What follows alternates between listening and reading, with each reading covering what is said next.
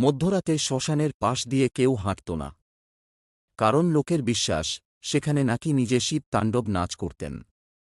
এক গ্রামে ছিল এক গরিব বৃদ্ধ। প্রতিদিন সে শিব ঠাকুরের মন্দিরে শুধু এক লোটো জল দিত।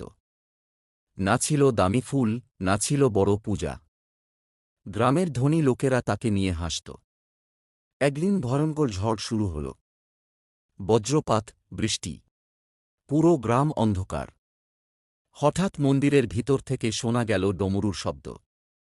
সবাই দৌড়ে গিয়ে দেখে শিবলিঙ্গের সামনে আগুনের মতো আলো জ্বলছে, আর সেই বৃদ্ধ অচেতন হয়ে পড়ে আছে। জ্ঞান ফেরার পর বৃদ্ধ শুধু একটা কথাই বলল, আজ শিব ঠাকুর নিজে এসে বললেন, ভক্তি দামি জিনিসে নয়, মন থেকে হয়। তারপর থেকেই গ্রামের মানুষ বদলে যায়। কিন্তু আজও নাকি সেই মন্দিরে গভীর রাতে গেলে ডমরুর শব্দ শোনা যায়।